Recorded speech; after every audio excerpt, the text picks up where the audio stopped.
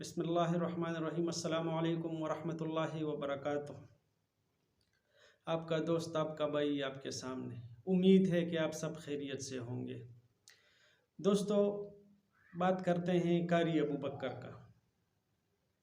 14 سالہ قاری ابوبکر، جس کا تعلق پاکستان کا ضلع منسیرے سے ہے۔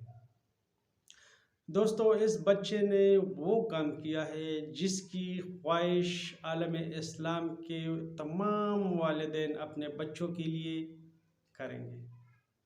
دوستو، قاری ابوبکر نے ایران میں قرآن کے تلاوت کے مقابلوں میں اول پوزیشن لے کے یہ ثابت کیا ہے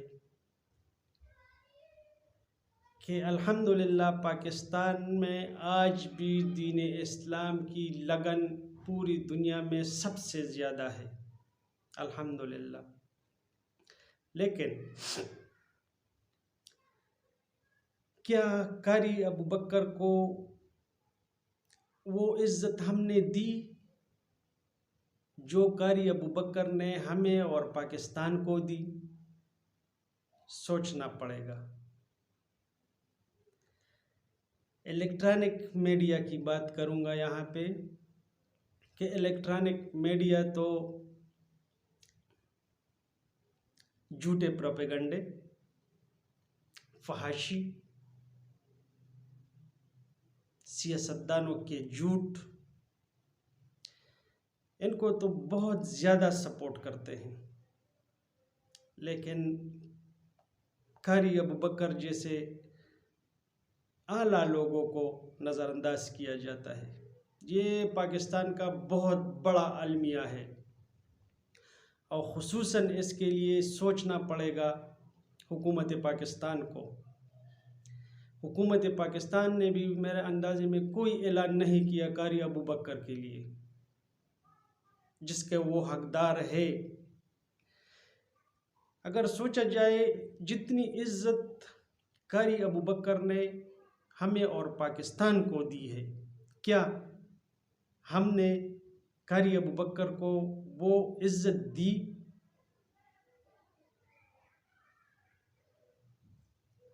کیا الیکٹرانک میڈیا کو ایسے بچوں کو سپورٹ نہیں کرنا چاہیے؟ یہ ہمارے بچوں کے لیے آئیڈیل بننا چاہیے۔ ان کو اتنا وائرل کرنا چاہیے تھا سوشل میڈیا پر بھی اور الیکٹرانک میڈیا پر بھی، کہ دوسری چیزوں کو موقع نہ ملے، خواہ فیس بک ہو، خواہ یوٹیوب ہو، جو مرضی ہو۔ میں کہہ رہا ہوں کہ آپ سوشل میڈیا کھولے اور قاری ابوبکر سامنے ہو، آپ کے اسکرین پہ صرف قاری ابوبکر ہو، تب مزہ آتا۔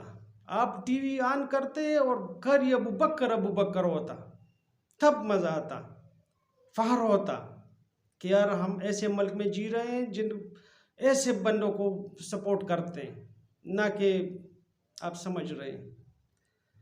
دوستو، یہ پاکستان کا بہت بڑا المیہ ہے۔ کیا ایسے بندوں کو الیکٹرانک میڈیا کو سپورٹ نہیں کرنا چاہیے؟ یہ ایک بڑا سوال ہے